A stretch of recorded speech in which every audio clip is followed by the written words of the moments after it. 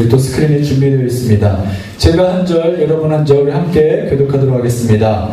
그러므로 이제 그리스도 예수 안에 있는 자에게는 결코 정죄함이 없나니 이는 그리스도의 하나님이 생명의 성령이 사망의 법에서 너를 해방하였습니다. 율법이 육신으로 말미암아 연약하여 할 수 없는 그것을 하나님은 하시나니 곧 죄로 말미암아 자기 아들을 죄 있는 육신의 모양으로 보내어 육신의 죄를 정하사 육신을 따르지 않고 그 영을 따라 행하는 이들에게 율법의 요구가 이루어지게 하려 하십니다. 육신을 따르는 자는 육신의 일을, 영을 따르는 자는 영의 일을 생각하나니 육신의 생각은 사망이요 영의 생각은 생명과 평안이니라. 육신의 생각은 하나님과 원수가 되나니 이는 하나님의 법에 굴복하지 아니할 뿐 아니라 할 수도 없습니다. 육신의 생각은 하나님을 기쁘시게 할 수 없느니라. 만일 너희 속에 하나님의 영이 거하시면 너희가 육신에 있지 아니하고 영에 있나니 누구든지 그리스도의 영이 없으면 그리스도의 사람이 아니라. 또 그리스도 속에서 너희 안에 계시면 몸은 죄로 말미암아 죽은 것이나 영은 의로 말미암아 죽은 것이나. 우리 11절 같이 읽겠습니다.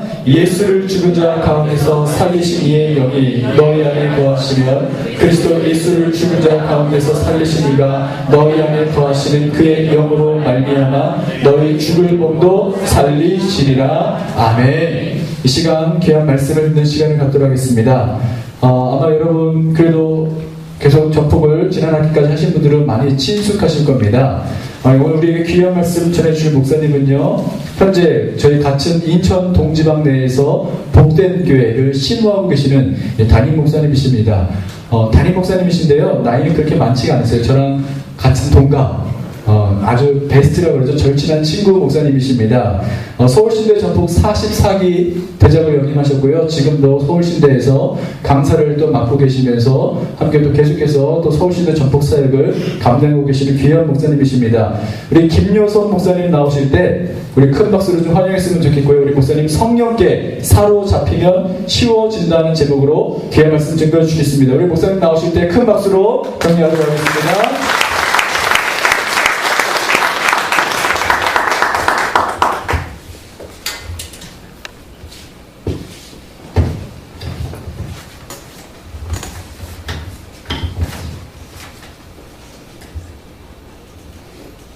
할렐루야. 아멘. 이번에 1단계 하시는 분들은 저를 처음 보신 분들도 계실 텐데 머리를 밀었다고 다 스님은 아닙니다.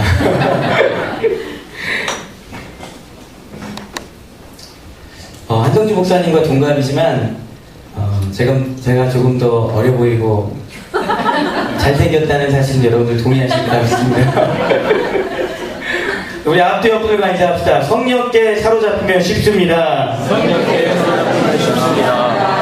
한 번 더 인사하겠습니다. 성령께 사로잡히십시오. 성령께 사로잡히십시오. 오늘 증거하는 말씀이 귀로 듣는 말씀이 아니라 우리 가슴에 새겨지는 하나님 말씀의 실자가 되기를 축원합니다. 네, 세상을 살아가는 데는 여러 가지 법칙이 존재합니다. 그리고 그 법칙 안에서 우리가 살아가게 되죠. 가령 이런 겁니다. 1 더하기 1은 귀요미죠. 역시 사모님, 우리 전사님 센스가 있으시죠. 1 더하기 1은 귀요미고 2 더하기 2도 귀요미고 3 더하기 3도 귀요미가 아니라 1 더하기 1은 2고 2 더하기 2는 4입니다. 이건 법칙이죠. 사람들이 만들어 놓은 법칙입니다. 그리고 또 하나님께서 만들어 놓으신 법칙도 있죠. 이 법칙에 순응하며 살아갈 때 삶이 평탄합니다. 그러나 이 법칙에 불응할 때 삶이 불편하게 되는 것이죠. 가령 학교에서 시험을 봤는데 2 더하기 2 문제가 이랬습니다. 그런데 답을 5라고 적은 거예요. 왜? 나는 5라고 생각하니까. 그것이 맞다고 생각하기 때문에 나는 내 자아가 중요하고 내 자존심이 중요하고 내가 맞는 게 인생의 답이라고 생각해서 적었는데 선생님이 틀렸다고 하는 거예요. 그래서 너무 화가 나서 가서 따지면서 선생님 왜 2 더하기 2가 5가 아니고 4입니까? 말도 안 돼요 하면은 그 학생은 아마 선생님한테 신나게 맞을 겁니다. 그죠? 또 왜 인간이 밥을 먹어야 살아? 밥 먹지 않고 살 수 있는 것 아니야? 나는 내일부터 밥을 먹지 않고 당신의 사랑을 먹고 살 거야. 뭐 이런 식으로 하면 사랑만 먹다가 굶어 죽게 되는 거죠. 또 운전할 때, 그 남성분들 운전하실 때 간혹가다 딱지를 끊지 않습니까? 일전에 저희 교회에서 특별 새벽 예배를 하는데 제가 이틀 동안 딱지를 4개를 끊은 적이 있어요. 할렐루야. 머리가 돌아버리겠더라고요. 딱지를 끊고 왜 이게 딱지를 끊는 거야? 왜 빨간불에 가면 안 되냐? 웃기면서 돈 안 내고 있으면 저만 손해죠. 그렇지 않습니까? 또 이런 법칙 중에는 잘 몰라서 누리지 못하는 것들이 있습니다. 가령 보험 같은 거죠. 내가 아프거나 이럴 때 내가 들어오는 보험이 있어요. 그런데 이 보험에는 보장된 내용이 있습니다. 이 병에 걸리면 병원에 가야 되는데 그 병원비를 이 보험에서 해결해 줄 뿐만 아니라 거기다가 또 다른 치료비를 보장해 주는 내용이 있는데 나만 모르는 거예요. 몰라서 못 타먹는 그런 경우들도 생길 수 있는 것입니다. 이 법칙을 잘 이해하고 잘 활용하면 내게 득이 되는 거예요. 그리고 이 법칙 안에서 살아갈 때 삶이 평탄한 것이고요. 이 법칙 바깥으로 넘어갈 때 삶이 좀 고단한 것입니다. 근데 이것은요, 영적인 삶, 신앙생활에도 마찬가지입니다. 우리가 믿고 있는 이 신앙생활, 기독교 신앙 안에 살아가고 있는 기독교 신앙생활 안에도 하나님께서 세워놓으신 이 영적인 법칙들이 존재합니다. 로마서 8장은 로마서 전체를 요약했다고 말할 수 있는 이야기인데요. 로마서 전체를 요약했다라기보다는 우리 신앙의 여정을 잘 정리해놓은, 그래서 어떤 사람들은 로마서 8장이 너무너무 중요하다, 성경을 다 빼먹더라도 로마서 8장만은 남겨야 될 정도로 중요하다라고 얘기하고 있습니다. 정말 중요한 것 같아요. 왜냐하면 예수 믿는 사람들이 시작과 마지막을 잘 안에 놓고 있기 때문입니다. 1절, 2절의 내용을 보면 로마서 1장부터 5장까지 내용을 요약하고 있어요. 예수를 믿는 자에게는 안전한 출발이 약속되었다라는 내용을 담고 있습니다.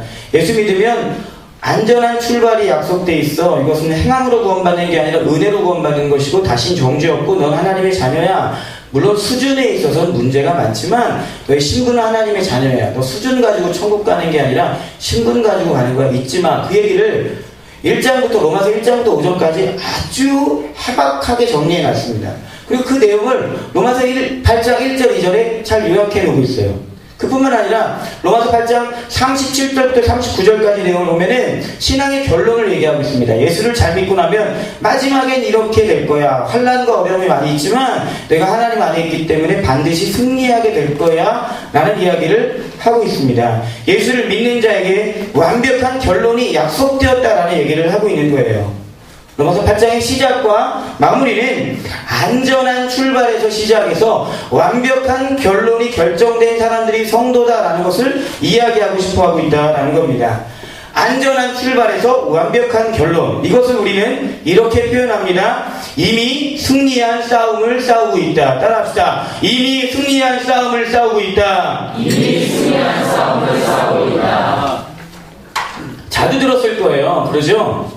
제가 지난 학기인가 이것과 관련된 설교를 했었고, 사실 지난 학기 때도 이것과 관련된 이야기를 했습니다. 왜냐면 제 인생에 목사 아들로 태어나서 어릴 때부터 교회 다니면서 예수를 믿으며 살아왔는데 예수 믿고 하나님의 자녀로 살아가는 삶이 만족스럽지 못할 때가 너무 많았어요. 그것 때문에 많이 고민하게 됐는데 그 고민이 복음 안에서, 성경 안에서 정말 많은 것들이 풀렸기 때문에 그것들을 설교하고 다니고 있는 겁니다.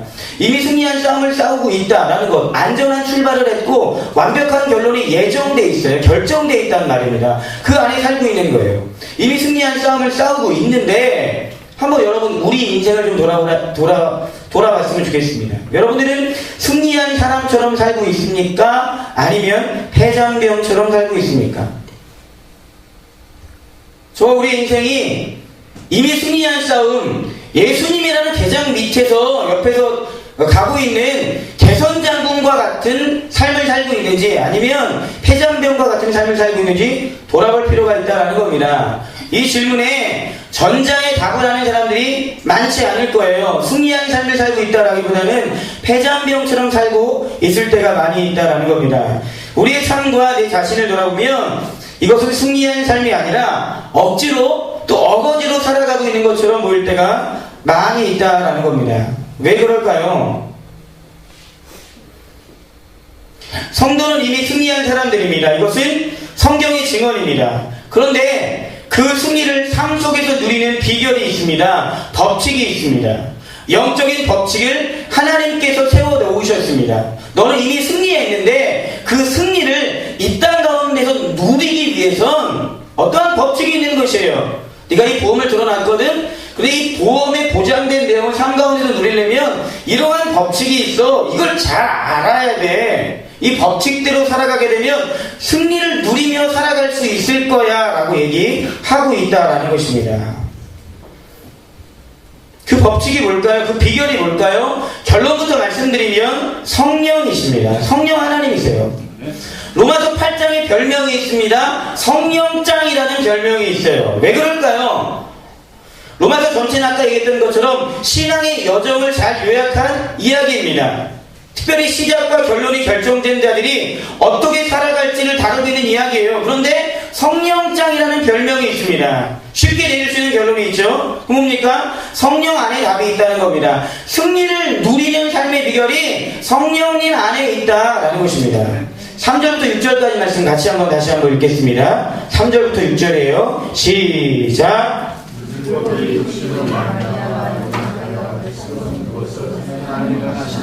곧 죄로 말미암아 자기 아들을 죄 있는 육신의 모양으로 보내어 육신의 죄를 정하사 육신을 따르지 않고 그 영을 따라 행하는 우리에게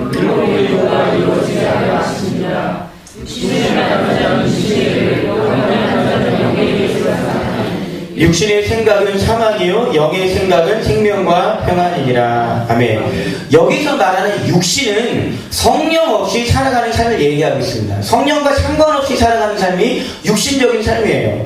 성령 없이 살아가는 삶은 내가 주인된 삶입니다. 성령 없이 살아가는 삶은 답을 모르는 삶이에요. 성령 없이 살아가는 삶은 답을 알아도 살 수 없는 삶입니다. 그러나 성령으로 살아가는 삶은 다릅니다. 성령으로 살아가는 삶은 하나님의 주인된 삶입니다. 성령으로 살아가는 삶은 답을 아는 삶입니다. 성령으로 살아가는 삶은 답을 살 수 있는 삶입니다. 성령으로 인해 그렇게 되었다고 선언하고 있는 것이에요. 성령으로 살면 그렇게 될 거라고 말씀하고 있는 것입니다. 인간은 연약하고 완악합니다. 그렇죠. 인간은 연약하고 완악합니다. 그래서 하나님의 뜻을 알 수도 없고 알아도 살 수도 없습니다. 그러나 성도 안에 성령이 거하십니다. 성령님은 우리 안에 우리를 예수를 믿게 하시고 우리를 천국까지 인도하시는 데 있어서 우리 안에서 운행하고 계시는 분이시죠. 성령님은 성도 안에 거하시며 우리 안에서 하나님의 뜻을 알려주실 뿐만 아니라 알려주신 그 말씀대로 살아갈 수 있는 힘을 공급하시는 분으로서 우리 안에 내주하고 계시다라는 거예요. 4절 말씀에 육신을 따르지 않고 그 영을 따라 행하는 우리에게 율법의 요구가 이루어지게 하려 하심이니라 라고 말씀하고 계세요. 그 영을 따라 성령을 따라 행하는 사람에게 율법의 요구 하나님의 뜻이 이루어지게 하시겠다라고 하나님이 영적인 법칙을 세워놓고 말씀하고 계시다라는 겁니다. 성령으로 살면 된다, 이게 로마서 8장의 이야기예요. 성령으로 살면 된다, 이것이 로마서 8장의 이야기다라는 겁니다. 그럼 한번 여러분 개인적으로 속으로 여러분 인생에 한번 물어보십시오. 여러분은 성령으로 살고 계십니까? 육신으로 살고 계십니까? 성령에 대해서 민감하게 반응하며 성령님을 생각하고 성령님의 주도 아래 살아가고 있습니까? 아니면 그냥 살아가고 계십니까? 삼위일체라는 말이 있죠. 좀 어려운 말이죠. 성부 하나님, 성자 예수님, 성령 하나님 세 분이시지만 한 분이다라고 말씀하는 거 아닙니까? 조금 더 어려운 얘기하면 경륜적 삼위일체라는 말이 있어요. 이게 뭐냐면 하나님은 한 분이시지만 삼위로 일하시는데 성부 하나님은 구원의 계획을 세우시고 완벽한 계획이 하나님 안에서 창세전에 완전히 세워져 있어요. 하나님이 실수할 수 있겠습니까? 여러분 상상을 해보세요. 하나님이 실패할 수 있겠습니까? 하나님은 시간과 공간에 제약을 갖지 않는 분이에요. 계획하시면 그건 실행이 되는 거예요. 그 실행을 우리는 시간과 공간이라는 이 제한된 그 환경 속에서, 제한된 인생 속에서 그것이 두루마기가 펼쳐지는 것처럼 펼쳐져 가고 있는 것입니다. 하나님의 계획은 완전히 계획되어 있어요. 그것을 성자 하나님이신 예수님이 이 땅에 내려오셔서 십자가로 완성하셨죠. 완성하셨단 말이에요. 그런데 그 성자 하나님이 십자가에 죽으시고 3일 만에 부활하셔서 올라가시면서 당신의 영이신 성령을 보내셨습니다. 그 성령님이 하신 일이 뭐예요? 계획되고 완성된 그 일을 적용하시는 일을 하시는 거예요. 아무리 다 있어도 적용이 안 되면 아무것도 아니잖아요. 다 있는데 그 산의 준비가 다 준비되어 있는데 안 먹으면 소용없잖아요. 그것을 적용케 하시는 분이 성령 하나님이라는 거예요. 하나님 다 유일 한 분이시고 다 중요하지만 내가 삶 속에서 승리를 누리는 삶에 있어서는 성령 하나님을 절대적으로 의존적으로 생각을 해야 된다는 겁니다. 성령께서 내 안에서 나를 떠나지 않고 죽기까지 돌봐주시고 도와주신다라는 것입니다. 그렇다면 이 성령님의 도우심을 받으며 살아가는 삶이 무엇인지 세 가지를 말씀을 드릴게요. 뭐 많이 있겠지만 세 가지만 말씀드리겠습니다. 다 기억할 필요 없이 한두 가지 기억이라면 그것이 여러분들의 그 영혼에 새겨져서 생명이 될 수 있게 되기를 축원합니다. 첫 번째 따라갈게요. 말씀이 삶에 흐르게 하라. 요한복음 16장 13절 말씀 보면 이런 말씀이 있어요. 그러나 진리의 성령이 오시면 그가 너희를 모든 진리 가운데로 인도하시리니 그가 스스로 말하지 않고 오직 들은 것을 말하며 장래의 일을 너희에게 알리시리라 라는 말씀이 있습니다. 성령님이 이 땅에 오셔서 하시는 가장 중요한 일 중에 한 가지 뭐냐면 능력을 부어주시고 은사를 부어주시고 특별한 일을 하실 수도 있지만 그것보다도 가장 중요한 역할을 하시는 것 중에 한 가지가 뭐냐면 하나님 말씀을 생각나게 하시는 거예요. 그리고 그 하나님 말씀대로 살 수 있는 힘을 주시는 것이고 그 말씀이 무슨 이야기를 하고 싶으신지 그 이야기를 해석해 주시는 역할을 합니다. 다음학교 오면 제가 해결보다 중요한 것은 해석이라는 제목을 가지고 하나님 말씀 증거해 드릴게요. 인생은 하나님 인생을 주도하시기 때문에 해결되는 건 별 의미가 없어요. 해결은 내가 이 문제를 빨리 떠나보내고 싶은 내 마음일 뿐이지 하나님은 가만히 두시면서 우리를 하여금 끊임없이 생각을 해서 인도하십니다. 하나님 앞으로 인도하셔서 내가 전능하고 내가 완전한데도 불구하고 왜 이 문제를 해결하지 않는지 잘 생각해봐. 그걸 하시는 거예요. 우리에게 필요한 것은 하나님의 손이 아니라 하나님 자신이에요. 하나님 자신. 손 내미셔서 한번 풀어주십시오. 이게 아니라 안 풀어주시잖아요. 예수 믿고 처음에는 잘 풀어주시다가 갑자기 어느 순간부터 하나님이 날 버리신 것 같은 때가 느껴지지 않습니까? 이건 자꾸 하는 일마다 안 되고 방해하시는 것 같고 이거 뭐야 이거. 전도훈련 받고 목사님 말씀대로 따라가면 일이 다 잘 된다고 했는데 가보니까 안 될 때가 많이 있단 말이에요. 저만 그런 것처럼 쳐다보시니까 와서 그냥 얼굴 가면 쓰고 난 나이스해요 이러고 계신 거잖아요. 사실은 그거가 그냥 빨리 어떤 해결해보기 위해서 금식하고 나무뿌리 뽑고 그렇게 하지 마시고 하나님 앞에 가서 묻는 거예요. 욥처럼 하박국처럼 이게 뭡니까 하나님. 제가 존경하는 신앙의 선배님들 저로 하여금 제가 예수 믿는 게 무지하게 행복하게 만들어졌던 신앙의 선배님들의 출발은 다 거기였어요. 이게 뭐예요 하나님. 여기로 출발했단 말이에요. 예수 믿으면 다 좋다며요. 천국 간다며요. 근데 왜 천국은 가는데 여기는 지옥과 같습니까? 이 질문을 시작했단 말입니다. 그리고 하나님이 여지없이 풀어주시더라 이거예요. 그리고 풀어주는 과정 속에서 신앙이 성장하고 하나님을 알아가고 거기서 기독교 신앙이라는 게 이런 거구나 하면서 거기서 감격하는 게 신앙생활입니다. 이 세상도 그 저녁도 다 지나간다며요. 다 지나간다며요. 지나갈 거에 집착하게 만드는 게 죄와 사단의 역할이고 지나갈 것을 지나가는 것으로 이해하고 넉넉해지는 게 성령 하나님 하신 역할이에요. 왜 기도를 해야 됩니까? 왜 묵상을 해야 되죠? 왜 예배자를 가야 됩니까? 그러지 않으면 자꾸 집착한단 말입니다. 아무것도 아닌데 집착해요. 제가 우스갯소리로 학교 가는 후배들한테 그런 얘기를 해요.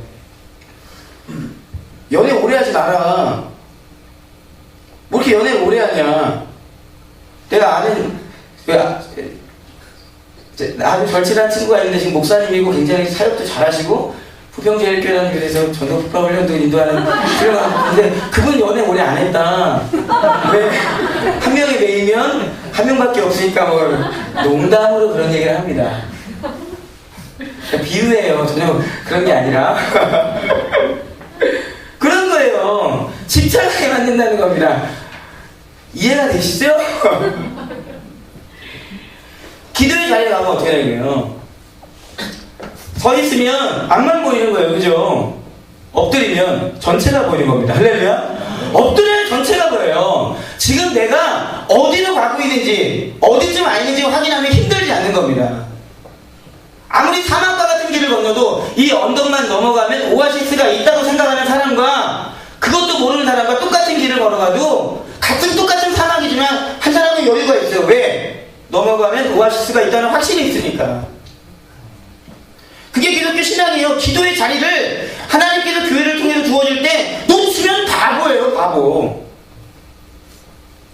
기도할 수 있도록 넉넉한 환경이 펼쳐진 적이 한 번도 없습니다. 그러시죠? 삶이 너그럽고 평탄하면 기도하시던가요? 아니시지 않아요? 그런 자리에서 하나님을 깊이 있게 만나서 엎드려서 전체를 관망하는 하나님의 사람들이 좀 많이 나와야 돼요. 좀 넉넉한 웃음으로 큰 우산과 같은 사람들이 나와야 된단 말입니다. 여러분들이 그런 인생이 되기를 축원합니다. 성령님을 말씀 풀어주시기 때문에 말씀이 흐르게 하는 일은 적어도 우리가 해야 돼요.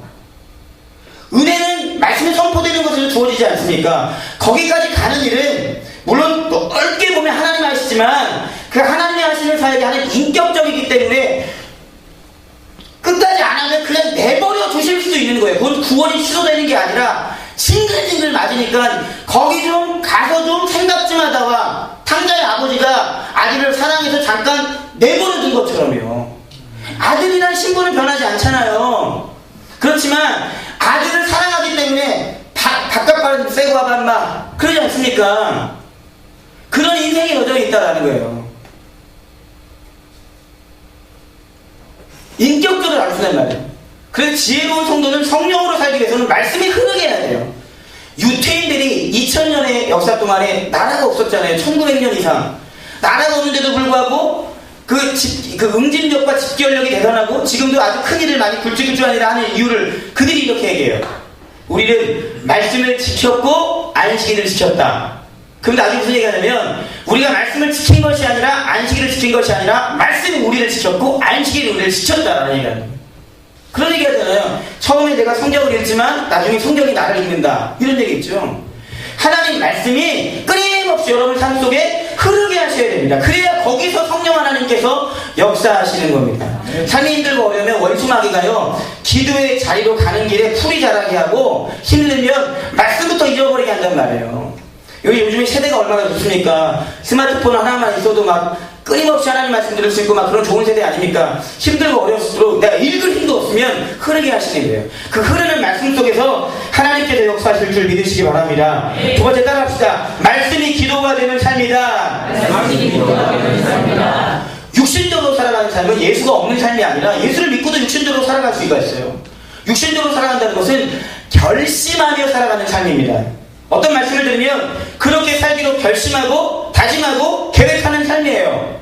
주체가 누구예요? 나예요. 계획하고 결심하고 결정하는 건 주체가 나잖아요. 그게 육신적인 삶입니다. 작년을 돌아보세요. 여러분들 계획하고 결심한 대로 일이 진행이 되던가요? 기도 없이 계획하고 진행했던 일들이 일이 되던가요? 올해 한번 돌아보세요. 3월까지 왔는데 올 연초에 세웠던 계획들 기도 없이 계획하고 결심하던 일들이 일이 되던가요? 안 된단 말이에요. 결심하며 살아가는 삶이 육신적인 삶입니다. 육신으로는 도덕적이고 윤리적인 삶을 살아갈 수 있을지 몰라도 말씀대로 살아갈 수는 없습니다. 성령으로 살아가는 삶은 기도하는 삶이에요. 어떤 말씀을 들으면 그래 해봐야 되겠어 라는 게 아니라 안 되잖아요. 나가면 잊어버리는데 죽을 때까지 어린아이와 같이 살다 가는 거예요. 자신이 없으면 안 도와주면 나 죽어요. 이게 가장 경건한 성도의 모습입니다. 내 교회, 네 단체 나 없으면 안 되지. 이 사람들이 제일 문제예요. 없어도 돼요. 하나님이 능력이 모자라서 여러분들 부르신 게 아니라 생각을 해보세요. 하나님이 왜 능력이 모자라서 여러분 부른 게 아니라 좀 이따 확인하게 됐지만 여러분 위해서예요. 이 영광스러운 자리에 와서 도대체 이 복음이 뭔지 좀 봐봐. 그리고 그 과정 속에서 사탄을 하나씩 물어주시는 거예요. 축복은 목적이 아니라 과정에 주시는 선물입니다. 교회가 자칫 잘못하면 복음이 빠져버리면 축복이 목적이 되니까 주객이 바뀌잖아요. 그래서 교회가 어두워져 가는 겁니다. 복음이라는 관점, 기독교 신앙이라는 세계관 관점에서 이런 단체는 정말 소중한 단체예요. 전도 훈련을 하고 하는 거, 여러분 제자 훈련 그리고 성경 공부 가르치는 것과 전도 훈련 시키는 거는 이게 레벨 차이가 수준이 달라요. 진짜 힘들어요. 교회에서 해봤는데 하다 몇 번 하다가 저희는 계속 실패하고 있어요. 어려워요. 같이 우리 만나서 얘기 좀 해볼까? 대화로 인생은 안 바뀌는데 밤새 전도하거나 기도하면 인생이 바뀌어요. 근데 기도하고 전도하기 그렇게 어려워요. 쉽지 않단 말이에요. 눈물과 헌신이 있지 않고는 안 됩니다. 제가 지금 3년 반 동안 전도 폭발이라는 단체에 계속 헌신하고 있는데 그 이유 중에 한 가지 뭐냐면 제가 경험한 바로 사람 인생이 바뀌는 걸 여기서 너무 많이 봐요. 우리 목사님 훌륭하신 분이죠. 예전에도 훌륭했지만 더 훌륭하신 분이 됐어요. 저도 사람 구실 못하는 사람인데 사람 구실하게 해주셨어요. 인생이 바뀌더라 이거예요. 애석하게 근데 인생이 바뀌는 공동체 안에서 와서 팔짱을 끼고 처음부터 끝까지 이러다가 참관하다가 돌아가는 사람 너무 많아요. 미쳐버리겠어요. 안타까운 거죠. 누구는 인생이 바뀌어서 눈이 바뀌어버렸는데 누구는 점점 더 교만해져서 아예 신앙을 차라리 잃어버리는 게 낫다 싶을 정도로 내 사람도 있단 말입니다. 왜 그러는지 모르겠어요 사실. 그렇게 안 됐으면 좋겠습니다. 하나님 은혜의 밥상들 깔아놓으셨잖아요. 거기 가서 하나님 우리 목사님, 우리 전도사님, 우리 그룹장님, 우리 제장님한테 주신 은혜를 저한테도 주세요. 아니 갑절로 주세요 하시라고요. 엘리야와 엘리사 위대한 하나님의 사람들 아닙니까? 엘리사가 했던 기도가 있죠. 엘리야의 영감을 갑절로 달라고 기도했죠. 성경 보니까 엘리야가 7번의 기적을 행했는데 엘리사가 14번을 했어요. 2겁절 해달라고 했으면 아마 저기 28번 정도 했을 텐데 그런 겁니다. 시기하면 거기서 망하는 거예요. 시기하지 마시고 기도하시고 그 복이 내게도 우리에게도 임할 수 있도록 기도하시기 바랍니다. 기도하는 거예요. 동일한 말씀을 들어도 어떤 사람은 육신으로 살아갈 수 있습니다. 동일한 말씀을 들어도 어떤 사람은 성령으로 살아갈 수가 있습니다. 말씀을 듣고 하나님께서 주의 종들을 통해 주시는 말씀을 듣고 이 말씀대로 살아갈 수 있도록 이 말씀이 실제가 될 수 있도록 주여 도와주시옵소서. 주여 함께해 주시옵소서. 그게 성령으로 살아가는 거예요. 어렵지 않으시죠? 그래서 살아가는 겁니다. 존경하는 목사님 그런 얘기 했어요. 프로그램을 하는 목회는 1년 가더라. 설교를 하는 목회는 2년 정도 가더라. 그렇지만 무릎으로 하는 목회는 평생 가더라. 할렐루야. 우리 인생도 마찬가지입니다. 통밥과 제주로 살아가는 건 1년 살아갈 수 있어요. 기술과 관계로 살아가는 것도 2년 살아갈 수 있어요. 그러나 기도로 살아가는 삶은, 무릎으로 살아가는 삶은 평생 살아갈 수 있는 줄 믿으시기 바랍니다. 마지막 세 번째 따라합시다. 하나를 붙잡고 끝장을 보라.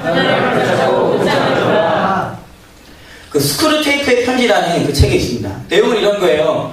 그 하나의 그 소설인데 노련한 사단 할아버지가 사단 손주한테, 마귀 손주한테 어떻게 해야 마귀짓을 잘하는지에 대해서 편지를 쓴 내용이에요. 참 재밌는 이야기인데 그 중에 이런 얘기가 있어요. 어떻게 해야 교회를 망칠 수 있습니까? 라고 얘기했더니 그 할아버지가 손주한테 무슨 얘기하냐면 야, 교인들한테 기도하지 못하게, 전도하지 못하게, 뭐 예배하지 못하게 그렇게 하지 마. 기도하게 해, 전도하게 해, 예배하게 해. 근데 내일 하게 해. 다음에 하게 해. 사단의 전략이에요. 하지 못하게 하는 게 아니라 뒤로 밀려게 하는 거죠. 끊임없이. 내 인생의 전성기는 언젠가 올 거야. 자꾸 이렇게 생각하게 만드는 거예요. 그게 뭡니까? 내 인생의 전성기는 오늘이에요. 성도는 영적인 힘의 사무상이라 하는 소리 아닙니까? 아침에 일어나면 부활을 경험하는 것이죠.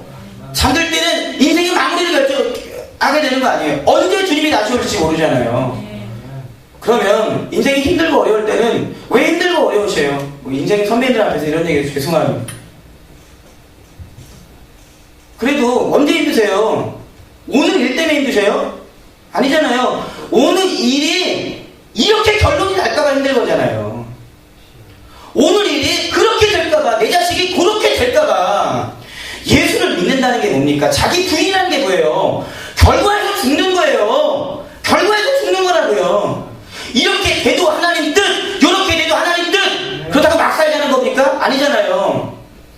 이스라엘 민족이 출애굽하고 40년 광야 끝난 다음에 가나안 땅을 들어갑니다. 가나안 땅 들어가기 전에 끊임없이 하나님이 이야기하신 내용이 신명기 안에 있는데 그 신명기 주제가 뭐냐면 가나안 땅 네 땅이야 니들 땅이야 이라고 얘기해요. 가나안 땅 니들 땅이야. 가나안 땅 니들 거라고. 그럼 우리 여기 동일하죠? 영적으로 이미 승리한 땅을 싸우고 있다. 동일한 말입니다. 그런데 가서 싸우라는 얘기를 해요. 그게 뭐예요? 니들 땅이라면 왜 싸우라는 거예요? 뭐가 있습니까? 여기 영적인 비밀이 있는 거예요. 가서 싸우는 목적이 뭐예요? 이기려고 싸우는 게 아니에요. 그걸 획득하려고 성취하려고 싸우는 게 아니라 왜 싸워요? 싸우라고 하셨기 때문에 싸우는 거예요. 할렐루야. 결과를 성취하기 위한 게 아니라 순종을 위해 살아가는 겁니다. 결과는 결정이 됐어요. 그 결과 때문에 안 되면 어떡하지? 잘 되면 어떡하지? 그러지 마시고 하루를 내게 주어진 목표를 살아가면서 그 하루하루가 모여지면 그게 인생이 되고 하나님 그 인생을 통해서 어떤 열매를 획득하게 하시는 것이 아니라 그 인생을 주관하고 계시는 붙잡고 계시는 그 하나님이 누군지를 가르치는 것을 목적으로 우리 역사를 풀고 계시는 거야. 그거 안 돼도 그만 잘 돼도 그만 다 지나가는 문제였는데 이것도 지나가기라는데 왜 거기에 집착하냐 이거예요. 마귀의 장난이란 말입니다. 한마디로 물러서서 내가 왜 이걸 하고 있는지 잘 봐봐. 그 왜 그런지 잘 보란 말이야. 그게 누군지 보란 말이야. 그걸 배우는 겁니다. 전도훈련 받기 시작하셨죠. 중간에 이런 갈등이 될 거예요.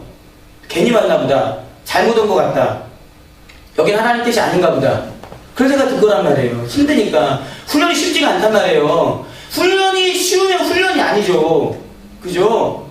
힘들고 각오하고 하셔야 덜 힘듭니다. 제가 여도포가 1단계를 2번 했거든요.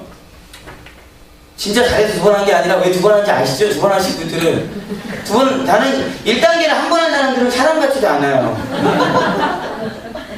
은혜가 없어 보여요. 2번은 해야지. 왜 그랬을까요? 처음에는 그냥 한번 해보지 이런 마음이었어요. 그냥 한번 해보지 했는데 힘들어요. 그거 어떻게 해? 힘들면 안 해. 그러니까 안 하게 되더라고요. 그때 저희 훈련자가 미교회 청년이었어요. 여자분인데 지금도 이름이 생각나고 얼굴도 생각나고 길가에 마주치지 않을까봐 걱정이 되고. 2번째 때는 끝까지 갔어요. 왜냐면 경험해서 힘들다는 걸 경험하고 힘들어도 끝까지 가야지. 왜요? 그건 뭐 결심이라기보다는 한 주의 은혜죠. 힘드시단 말이에요. 훈련 만만치 않아요. 해보셨죠?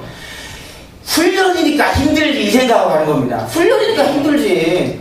아이양 받을 거 조금 더 갈궈주세요. 다 독하게 해주세요. 제대로 좀 훈련 받게. 네. 속지 마세요. 중간에 원수마이가 힘들 거라고요. 잘못한 것 같아. 마치 결혼 전에는 무조건 신중해야 되지 않습니까? 이놈인지 저놈인지 신중해야 되잖아요. 그죠? 모르잖아요. 그럼 결혼하고 나면 이놈이잖아요. 그렇지 않습니까? 예수를 안 믿어도 이놈이라고요. 이놈이 아니라고 하는 건 다 사단의 성님 아닙니까? 마찬가지예요. 여기 맞으면 여긴 거예요. 할렐루야? 이게 여기에요. 다 적어놓으세요. 혹시 이 설교를 듣고도 중간에 다구되는 분들 다음 학기에 또 올 겁니다. 웃지 마시고 한데 성령님이 도와주실 텐데요. 이 마음을 좀 열심히 합시다. 어떻게 열심히 하냐면 자문에 보면 이런 말씀이 있어요. 충성된 사자는 마치 추수날 얼음 냉수와 같다 이런 말씀이 있어요. 한 학기 동안 내가 여기서 물론 골치를 섞이면서 탕자 아들처럼 속삭이면서 은혜 받을 수 있지만 그건 내가 안 해도 누군가 해요. 그죠? 그 안에서 누군가 한단 말이에요. 꼭 그걸 내가 할 필요는 없잖아요. 우리 목사님, 우리 전사님들이, 우리 부립장, 회장, 총무님, 임원들이 나 때문에 훈련한 그 인도하는 맛이 나도록 좀 열심히 해드려야 되겠다. 그러시면 그런 사람 또 나중에 만나게 될 거예요. 제가 학교에서 훈련 받으면서 저희 그 대표 관사님 항상 하는 얘기 뭐냐면 너 같은 교인 만나라 맨날 이런 얘기. 너 같은 교인 만나라. 제가 간사님 말 안 들으면 그 한 달 어간에 저랑 똑같은 짓을 하는 애들을 꼭 만났어요. 교회에서.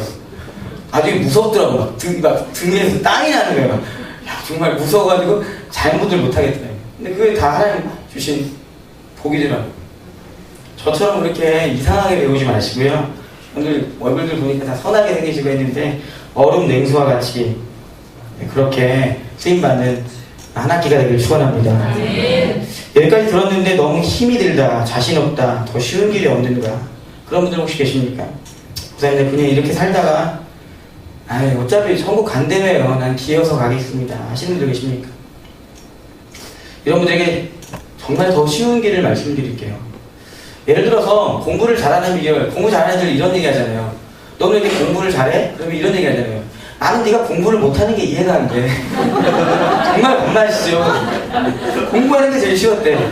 앞에 저 고등학교 동기, 우리 기성윤 선생님 저 동기인데 공부 잘하는 친구예요. 저는 못했거든요. 저는 공부 잘하는 게 이해가 안 됐어요. 어떻게 공부를 잘하지? 저는 늘 어려워요. 어려워서 하여튼 뭐 그랬습니다. 공부 잘하는 사람들 비결 뭐예요? 공부가 재밌죠. 다른 표현을 하자면 공부에 사로잡히는 겁니다. 어렵지가 않아요.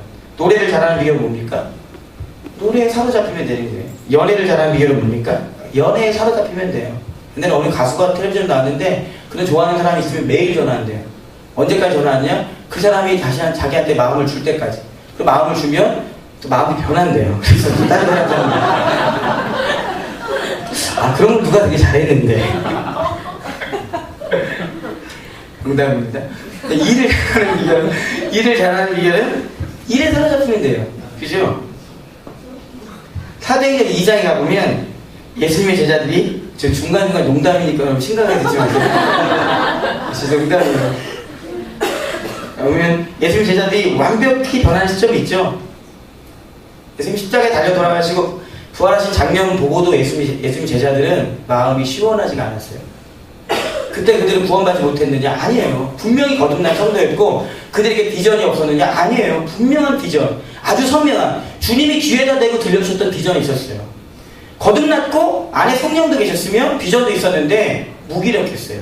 속상했어요. 힘들었어요. 도망가고 싶었습니다. 그런데 그들이 변화되죠. 아시죠? 사도행전 2장입니다. 어떻게 변화됐죠? 성령 충만을 받죠. 성령 충만이 뭡니까? 쉽게 말씀드리죠. 성령 충만은 성령께 사로잡히는 겁니다. 성령 충만은요, 성령께 사로잡히는 거예요. 그게 뭐예요? 몰라요. 모르겠잖아요. 근데 분명한 것은 성령께 사로잡힌 그들의 인생이 놀랍게 변화됐다 이겁니다. 사도행전을 성령행전이라고 그러죠. 성경을 전체적으로 떠보면 하나님의 사람답게 살아본 적이 거의 없잖아요. 구약은 실패의 연속이고 신약에 와도 그냥 그런데 하나님의 사람들이 하나님의 사람처럼 놀랍게 살아간 그 이야기가 사도행전 안에 다 있지 않습니까? 그 출발이 어디 있어요? 성령께 사로잡힌 사람들, 거기서부터 출발이 있다라는 것입니다. 그 은혜가 이 귀한 훈련의 현장 가운데 있는 저와 우리 모두 가운데 사로잡히는 것까지 아니어도 맛이라도 봤으면 좋겠어요. 제가 3년 반 동안 전도폭발 훈련을 받는 이유 중에 한 가지가 뭐냐면 훈련이 재밌어서도 아니고 관계가 좋아서도 아니고 그 훈련 가운데 하나님께서 제게 맛보게 하신 게 있어요. 두 가지인데 뭐냐면 복음의 영광을 맛보게 하셨어요. 내가 뒤로 들었던 그 45분의 그 복음이 얼마나 위대한지를 맛보게 하셨어요.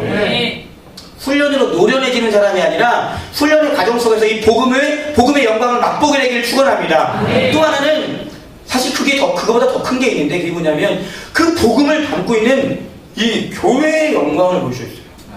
전 지금도 그때를 생각하면 가슴이 벌렁벌렁하고 가슴이 막 3년 반 동안 참 많은 교회를 다녔는데요. 저희가 다닌 교회는 하나님 어떤 교회를 다니게 하셨냐면 건강한 교회가 아니라 병든 교회를 많이 가게 하셨어요.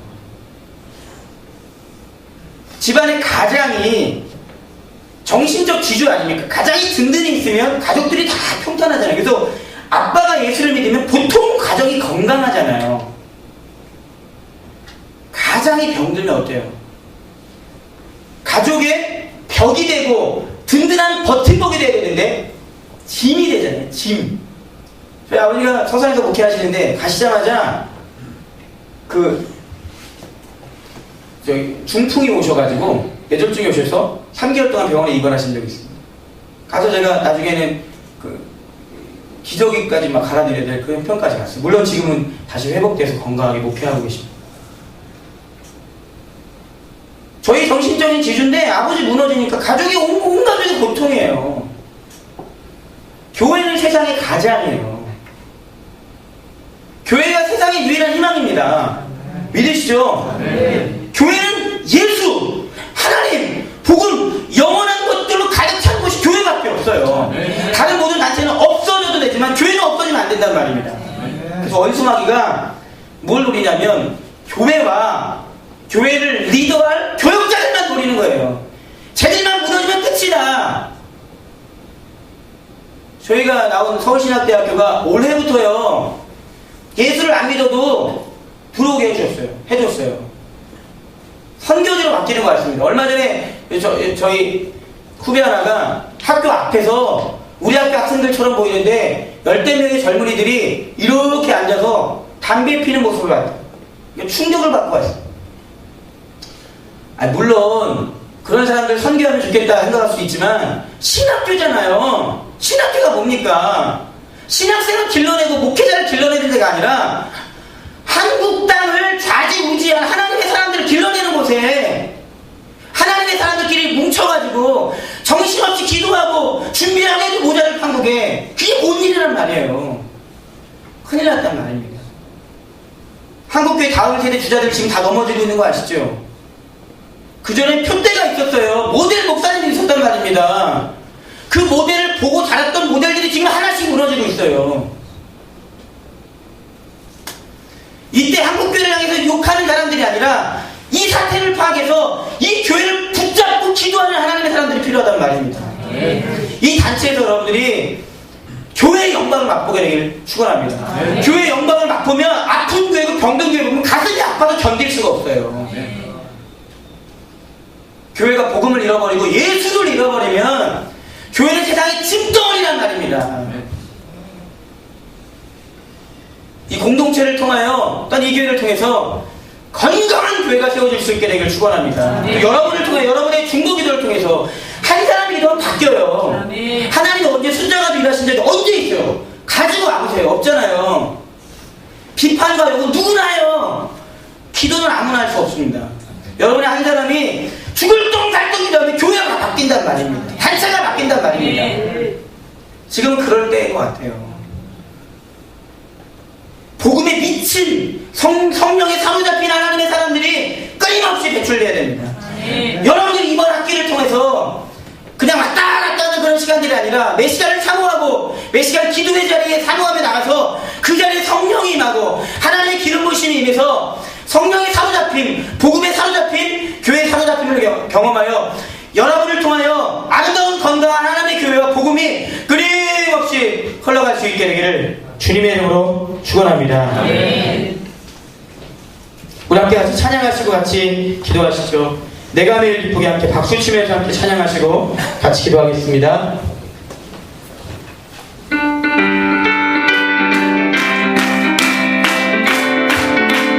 내가 매일 기쁘게 내가 매일 기쁘게 굴레기에 주의 팔에 나를 안보하미요 내가 주의 큰 복을 받는 참된 미련은 분명히 대신에 할렐루야 함께 하시네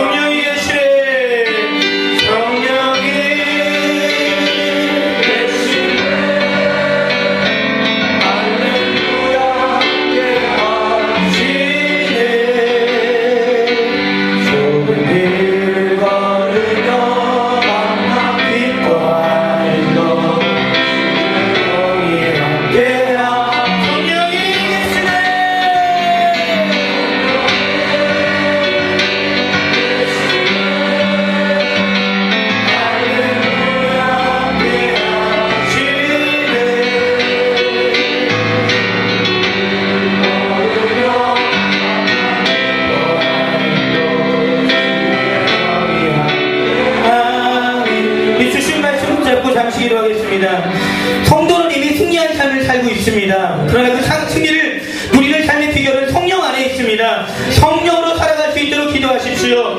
성령으로 살아간다는 것은 하나님 말씀이 내 인생 가운데 흐르는 삶입니다. 하나님 말씀이 내 인생과 우리 교회와 우리 가정 가운데 끊임없이 흐를 수 있도록 인도하여 주시옵소서. 성령으로 살아가는 것은 말씀이 기도가 되는 삶입니다. 결심하고 계획하는 인생이 아니라 무릎으로 기도하는 인생 될 수 있도록 인도하여 주시옵소서. 성령으로 살아가는 것은 하나님을 붙잡고 끝장을 보는 겁니다. 헛된 내일의 희망을 갖지 마시고 오늘 이 자리 이곳에서 하나님이 예비하신 충분한 은혜를 드릴 수 있도록 인도하여 주시옵소서. 기도하시기 바랍니다. 이 모든 일들은 성령께 사로잡히면 쉬워집니다. 성령 충만받아 성령께 사로잡힌 인생 될 수 있도록 인도하여 주시옵소서. 주여 한번 주여 기도하겠습니다. 주여 하나님 아버지 주님의 말씀이 실체가 되어서 주시옵소서.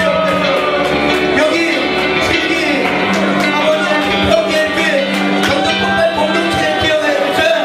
이번 하는 길을 통하여 복의 영광 교회의 영광을 볼 수 있도록 인도해 주시옵소서.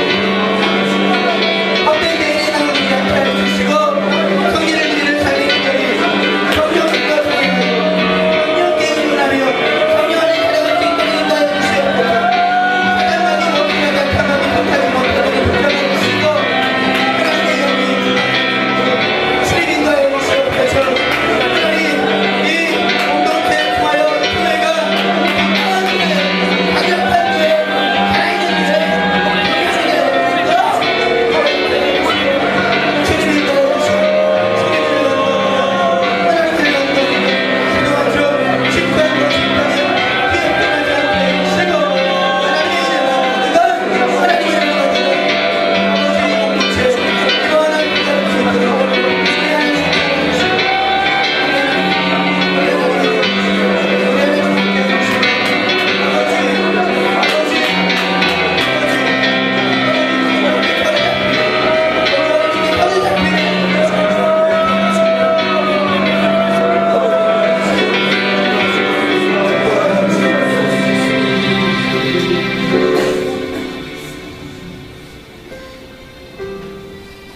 걸어가시고 내려오신 하나님 아버지, 이 자리에 하나님 가정을 돌보고 또 직장을 돌보며 쉽지 않은 인생 가운데서도 이 자리에 하나님을 사랑하고 사모하여 나와 있는 우리 귀한 우리 7기 평제일교회 전도폭발 회원들 하나님 한 사람 한 사람 붙잡아 주사 이번 하나님께 훈련을 통해서 복음의 영광과 교회의 영광과 성령께 사로잡힘을 경험할 수 있도록 인도하여 주시옵소서. 묻혀있던 문제들이 예수 안에서 풀리는 것을 경험할 수 있도록 인도해 주시고 관계의 어려움들이 예수 안에서 회복이 되는 것을 맛볼 수 있도록 인도하여 주시고 재정적인 어려움이 있다면 풍족하게 채워주시는 하나님 경험할 수 있도록 인도하여 주시옵소서. 이 귀한 단체를 섬기는 우리 귀한 하나님의 사랑 우리 황성주 목사님을 기억하여 주시고 또 우리 임원들을 기억하여 주시사 선봉에 서서 이끄는 데 쉽지 않을 겁니다. 저희들이 금식하며 기도할 때 또 수요일 저녁마다 모여 기도할 때 성령께서 함께 해주사 은혜가 없이는 끝까지 완주할 수가 없사오니 그냥 은혜 주시지 마시고 폭포수와 같은 데를 보여주사 그 은혜를 끝까지 완주할 뿐만 아니라 잊지 못할 한 학기가 될 수 있도록 평생 잊지 못할 귀한 한 학기가 될 수 있도록 주님 인도하여 주시고 함께하여 주시옵소서. 이제는 우리 주 예수 그리스도의 은혜와 하나님 아버지의 무한하신 사랑과 성령의 감화감동 위로 교통하심에 내가 오늘 이 시간 십자가만 바라보고 예수님만 바라보고 복음만 바라보고 이렇게 나와서 귀하게 헌신하는 우리 부평제일교회 7기 전도폭발 대원들 머리 위에 우리를 지도하고 있는 우리 귀한 이완들과 우리 한성주 목사님 머리 위에 또 이 교회 위에 또 이 교회를 통해서 살아나게 될 수많은 영혼들 머리 위에 이 지역 위에 우리 나라 위에 신학교들 위에 이제로부터 영원토록 함께 하시기를 간절히 축원하옵나이다.